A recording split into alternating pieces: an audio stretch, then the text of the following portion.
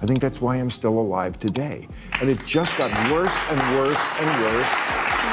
And I mean, but Bill, the air is less polluted, the water is less polluted. As countries get richer, they pollute less. When they're industrializing, they pollute more.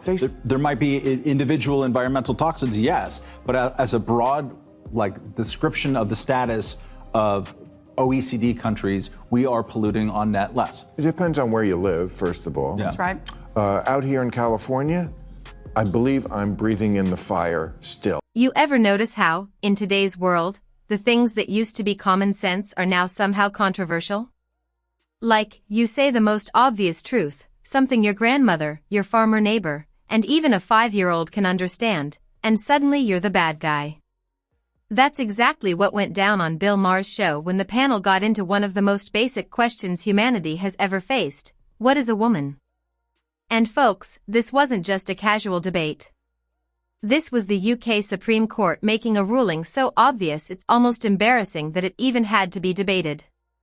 They basically said, yeah, a woman is defined by biological sex. Translation: J.K. Rowling was right all along. Imagine that. After all the years of her being smeared, bullied, and called every name in the book, the highest legal minds in Britain confirmed what, according to the speaker, human societies have long understood. But here's the kicker. While the UK is finally catching up to reality, America's brightest legal minds are still tripping over themselves trying to answer this question. We've got lawmakers and activists acting like this is some cosmic puzzle nobody can solve. Like, really? Humanity has been around for thousands of years, and we suddenly forgot how to define half the population? Give me a break. This was a big ruling this week in England.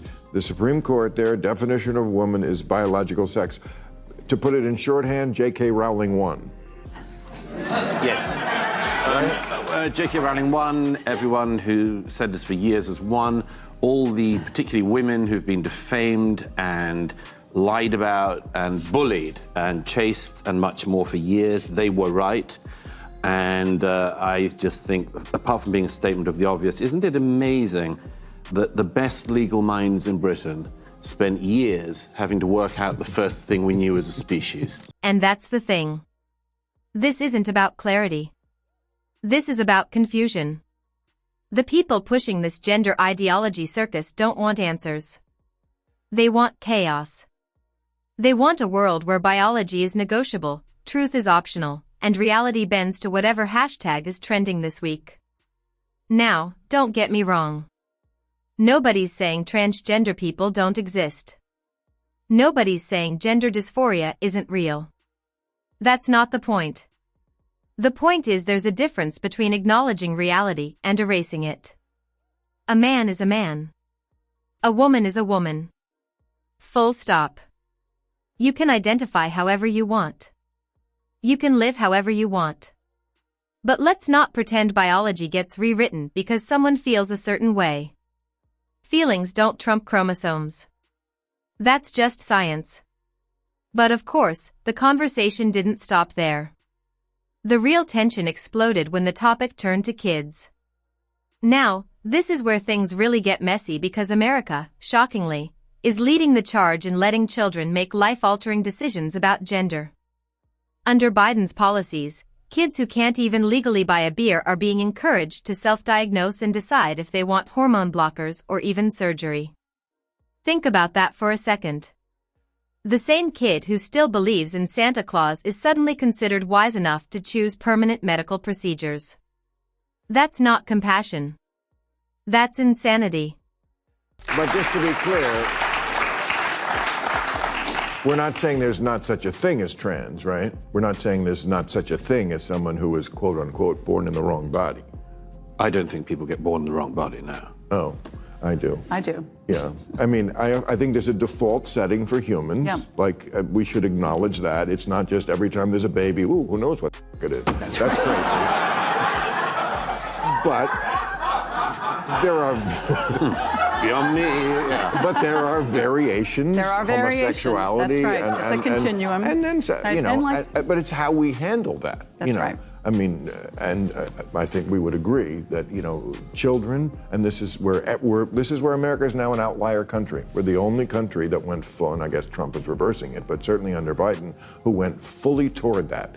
Like, we don't care what age, kids can self-diagnose themselves. I mean, that to me was going way too far on that.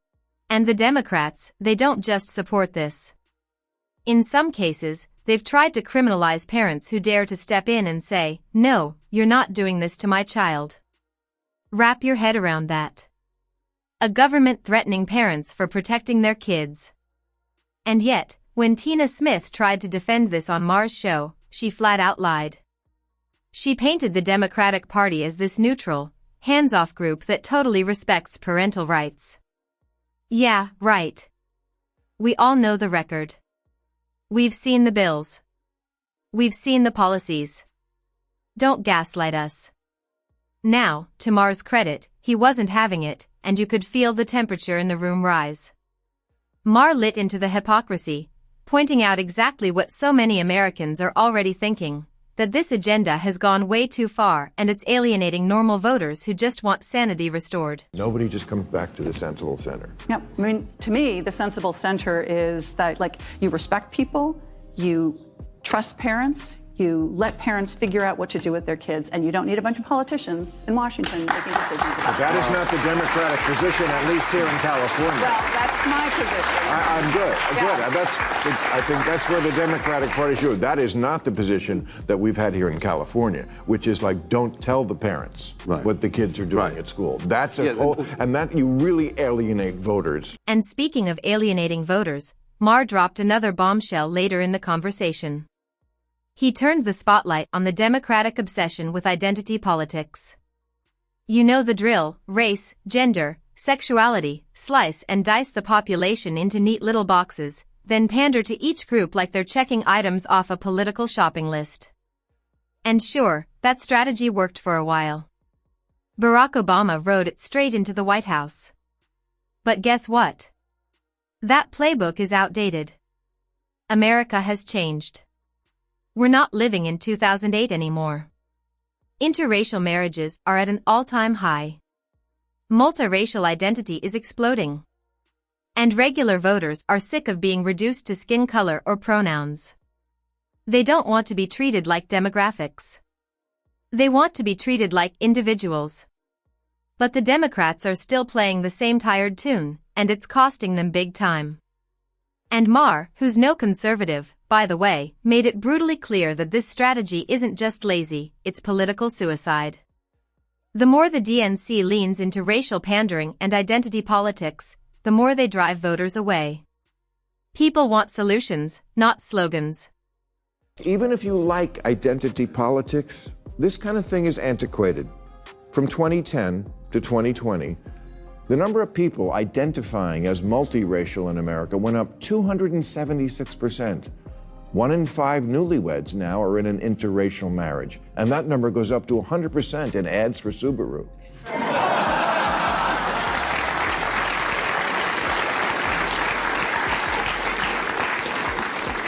You couldn't do a remake of Guess Who's Coming to Dinner today because almost 100% of Americans approve of interracial marriage, especially with rich in-laws.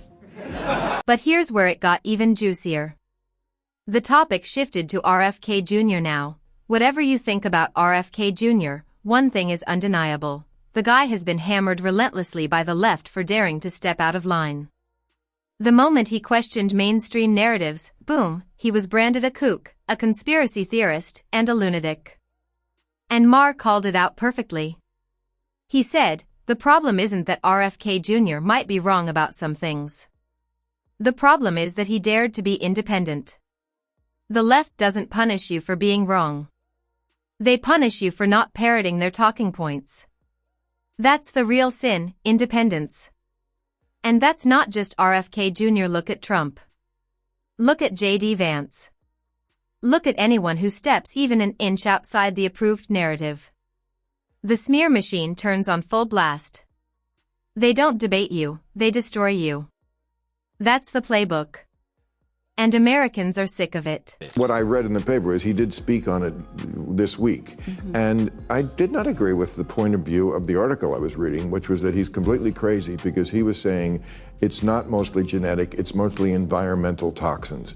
I happen to believe that's probably a more likely answer.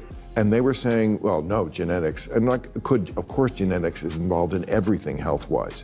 But to present the argument I saw framed in that way, that he's a kook because he thinks it's coming. I mean, environmental toxins is really the story of my lifetime.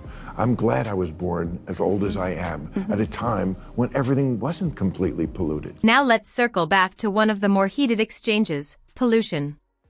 One of Maher's guests tried to make the case that richer countries like the US are actually polluting less, cleaner tech, cleaner air, cleaner water.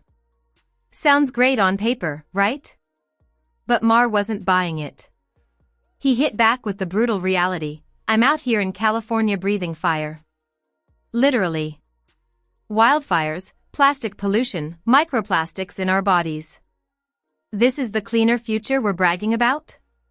Please. I think that's why I'm still alive today. And it just got worse and worse and worse. And I mean, But Bill, the air is less polluted, the water is less polluted. As countries get richer, they pollute less. When they're industrializing, they pollute more. There might be individual environmental toxins, yes, but as a broad description of the status of OECD countries, we are polluting on net less. it depends on where you live, first of all. Yeah. That's right. Out here in California, I believe I'm breathing in the fire still. And he's right.